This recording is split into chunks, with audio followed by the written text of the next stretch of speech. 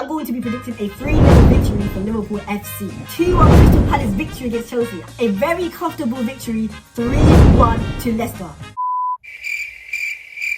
I know what you guys are probably thinking. I only got one weekend result for the Premier League fixtures last weekend, right? And I got no referees to blame for this. But bear with me, today I'm going to try again to get all 6 or 7 Premier League predictions right for this weekend's games. So if you guys are probably thinking, you're going to be wrong again, like what's the point of even listening to you? To be fair, I probably will be wrong again because the league is so competitive, seeing teams like Aston Villa winning, seeing teams like Spurs winning 6-1, who would have predicted that in their right mind? So I'm just going to go straight into this video, but before going into this video, make sure you guys remember to like, comment and hit that big subscribe button right there.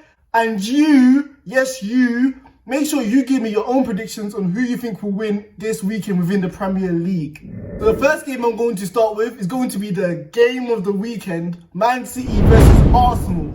Man City should be favourites on paper because they're home and they just have the better team. But let's be honest, they've been playing poor lately. And to be honest, Arsenal are looking very good this season already. Even though they haven't been playing at their best, they've been scraping results through. And as much as I want Arsenal to win, I am rooting for them so much. I just can't get over the fact that how disgraceful, how pathetic, how poor their away record has been against the top 6 sides in the last 5 years. 0. The last time Arsenal won against the big side away from home was 2015, and ironically, it was Man City. But it's been so long, so why should I put my faith into this Arsenal side? To be honest, this is Arsenal's best opportunity to finally break the deadlock and finally win a big game away from home since the time they lost to Man United's kids back in 2016 when Rashford bursted onto the scene. But on a serious matter, Arsenal should feel confident that the last time they met Man City, they were able to beat them in the FA Cup semi-finals. And if they have any opportunity of winning, they have to use that exact same format, that exact same playing style, defending structurally, making it very hard for players like Kevin De Bruyne and Phil Foden to drop into space and create for the likes of their strikers. And like I said in my last video, they finally have trustworthy players like Partey and Gabriel who'll be able to be mature enough to make sure they don't make any mistakes like David Luiz.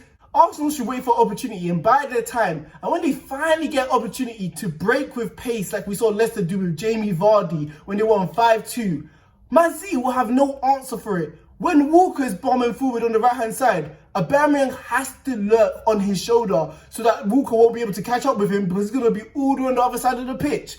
There's going to be spaces, there's going to be holes within that Man City side which Arsenal can exploit.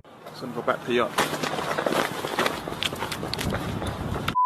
I know it's easier said than done because like, if it's so easy to defend against Man City, everyone would be doing it right now. I know that is a fair point. However, Man City have not been playing with a clear, identified striker, a number 9. And this has literally costed them because we saw against Leeds, they got into good areas with open space to create opportunities, but none of them had that striker's instinct like Sergio Aguero or Gabriel Jesus. They would always want balls to feet. They would never run across that 6-yard box and put their life on the line and try to score the goal in the end. So if Sergio Aguero is still injured, Arsenal should feel so comfortable defending against this. Another key point which I'll say, I feel like Lacazette is so important for this game. So when Man City are literally suffocating Arsenal, when Man City are having wave after attack, Lacazette will be so important for the hold-up play to give those defenders and midfielders a breather just for a second. So because of all these reasons and the likes of Pepe, Willian and Aubameyang, they should be dangerous on the counter-attack considering that Man City's defence do not have that much experience playing with one another.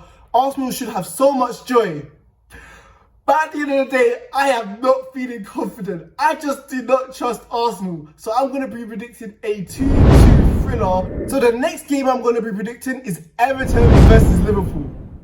Yes, I'll give you guys your moment to laugh at Liverpool.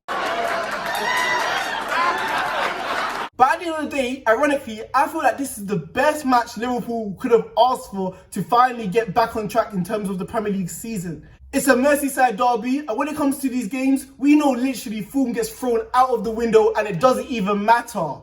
But saying that, I'm going to let you guys on a little secret. This is the first time I'm actually scared of Everton. They've literally won every single game they have played so far within the Premier League. They have Calvert-Lewin, who's hot in form. They have James Rodriguez, who has been rejuvenated. His career has been resurrected. They have Carlo Ancelotti, a world-class manager. They have the exciting prospects of Richarlison, who we don't even talk about that much anymore, considering that he was going to move to Barcelona last transfer window. So Everton should feel so confident going into this game, and they always felt like their little brother compared to Liverpool. So they're going to have their chest out, demanding Liverpool to respect them and play with such high intensity to show them that. However, through all the love and admiration I just laid out for Everton, Liverpool have a chance. And this is because Everton's defence is absolutely atrocious. And because of this, Liverpool should put their own stamp on the game, pressing them high from minute one. Their defenders are so suspect, conceding 2 goals against Brighton, 2 goals against West Brom. But those two are mid-table sides, but now you're facing the champions. You must be able to defend or you're going to pay. And they also have Pickford, who just ain't that great in goal. We saw 2 or 3 years ago when he gifted that goal to Origi at the end. We saw that mistake against West Brom as well, but he was fortunate that they won that game. So when you have a bad defence and you have Pickford in goal, there's always a chance to win the game.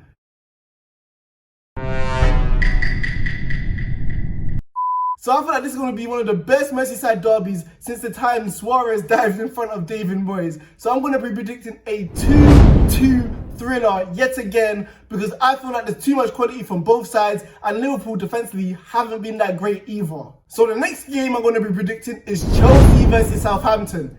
And I would admit, yeah, that was the only game I feel like I actually got wrong, because the rest of the results were unpredictable. But this game, Chelsea v Crystal Palace, I really should have predicted that result. Come on, man. But don't get it twisted. I know you Chelsea fanboys are probably thinking, we won 4-0. We had an amazing performance. We literally dominated. We're back on track. We're right into the title race. Yes, it's our season. It's our season. Let's just hold on for a second. Yes, Chelsea did play better, but they're still not at their best. Their team still hasn't gelled yet. There has been encouraging signs, but let's be honest, 2 of those goals last weekend were penalties. However, signs are looking better. Havertz's natural position does look like a number 10. Kante proved that he's still defensively sound. When people have been doubting for some reason that Kante does look burnt out just because he's 29 years old. Chilwell had a phenomenal debut, scoring that great goal. Hudson-Odoi has had encouraging signs as well, showing that why Bayern Munich should have been interested in him. And that link-up play for Chilwell and Hudson-Odoi on that left side does look encouraging for those Chelsea fans. And finally, Chelsea fans should be happy to hear that Pulisic does look like he's on his way. I don't know if he will start, but if he does start, that's going to be such a positive sign for Chelsea, because he's clearly one of their best players.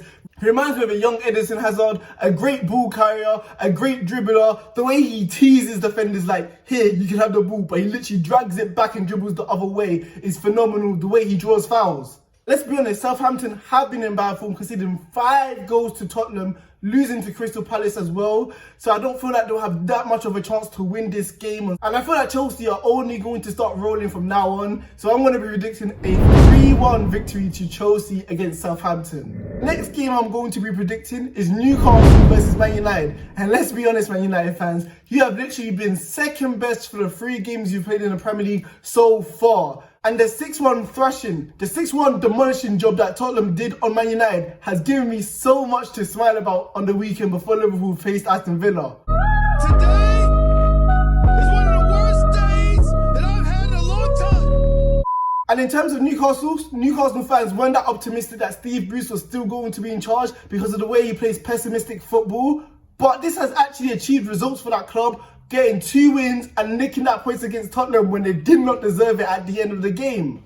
And Newcastle players and the manager should look at this game as a winnable game. Man United defenders like Maguire and Lindelof cannot handle pace in behind. We saw the way he saw the blitz by you the other day as well. And Maximum from Newcastle has hit form at the right time, scoring that great goal against Burnley. He has flair, he has lightning quick pace. He's going to be so much trouble on a counter-attack against the players like Maguire and Lindelof. So they should feel so confident. And Callum Wilson, who I think is a very underrated striker within the Premier League, that he does not get enough credit for his days at Bournemouth. He's elusively quick and can get in behind players, and it's just a natural goal scorer wherever he pops up. However, I don't feel like lightning strikes twice. I feel like Man United will be so ashamed, so embarrassed, so sad for the display that they turned up against Tottenham, even when they went down to 10 men. So I feel like they're going to turn up for this game. They've been wearing for 2 weeks because of international break and actually put the doubters to bed, showing that they're actually a competent football club. So Man United should have too much quality within the final third, even with the addition of Cavani since Martial is suspended. And I feel like he will get off the mark if he does start, because he is a quality striker at the end of the day, even though he doesn't fit their playing style. So the predictions I'm going to have is a 3-1 victory to Man United. So the next game I'm going to be talking about is Leeds versus Wolves. First of all, I want to say a massive thank you to Leeds for providing me with such a great game, and it only ended 1-1. It was literally an end-to-end thriller against Man City. Each team poured their hearts out trying to score the all-decisive goal to win the game. And if you're a fan of football, Leeds have literally become everyone's second team because they're so exciting to watch. They don't care that they just got promoted. They'll literally go end-to-end with teams against Man City, against Liverpool. They will stick to their style of play because they feel like they're superior compared to any other team they're facing. And that is such a joy to watch. They have so much energy, so much heart. And even when it looked like it was slipping away from them after the first half, we saw Rodrigo come on and score that all-decisive goal. We saw Poveda come on and provide spark and energy into that side as well. So always going well at Leeds, and they should be able to win this game against Wolves, who have been in very bad form recently, only beating the worst team in the league, Fulham, 1-0. However, Leeds may have met their match. I don't think they faced a team like Wolves yet within the Premier League, because all the other teams have been playing open, expansive football, which has given space for the likes of Bamford and etc. to have joy. Wolves know how to play tight, defensive, compact. This will literally deny space for the Leeds players to get in behind, which they have been so accustomed to for the last 3 to 4 games within the league. Do it, end me. Although I think it will be tight, and Wolves defensively, although they've not been playing well recently, I think they'll get back to it and finish in the top 7 or top 8 like I predicted. I still think Leeds will win this game 2-1. I just feel like when your team is on such a high, it's going to take a lot to stop it. And I feel like their confidence, their energy is just going to be too much for Wolves to handle. So the next game I'm going to be predicting is Spurs versus West Ham. And the fairy tale has continued for West Ham, still continuing their good run of form recently, winning their last 2 games.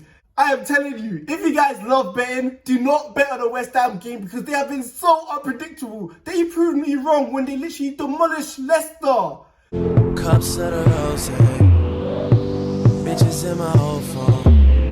Antonio was playing bully ball against Leicester's centre-backs. Cresswell had 2 amazing assists that game. West Ham defenders like Cafu and Ogbonna had standout performances against Leicester as well. So West Ham should be so excited, so revved up against Tottenham, and feel like they have a real chance of winning this game. But if there's a team which is probably in better form, it's Tottenham. They played 4 games in 10 games. I don't know why the Premier League do that. I don't know why they allow teams to do that. That's ridiculous, because other leagues look after their players. And throughout those 4 games in 10 days, they won 3 of them, and they should have won against Newcastle if it wasn't for that bad penalty decision. Son has literally been in great form, despite having that hamstring injury against Man United, still blitzing Bailly. Kane has literally been off the mark, scoring 2 goals against Man United. So Tottenham going forward, they're sound and they should cause West Ham problems. So I feel like Tottenham will have too much quality for West Ham, and because of this, I'm going to go for a 3-1 victory against West Ham. So the other games which I haven't mentioned, I'm going to scroll them down the screen right now and show you my predictions for those games. I feel like Leicester and Aston Villa will be a good game, but I just didn't have time to talk about that.